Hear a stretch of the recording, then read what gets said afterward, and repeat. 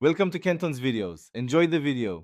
You begin with clean, detangled hair so the comb can work. First, part the hair into 4 to 6 sections and clip them tight.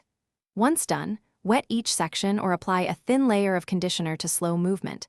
This helps eggs and lice slide into the teeth. Make sure your metal lice comb is clean and dry before you start. Position bright light and a towel under the neck to catch debris, then release one section and hold it taut for the first pass. You work methodically. Place the comb teeth against the scalp and pull slowly to the ends to trap both nits and adult lice.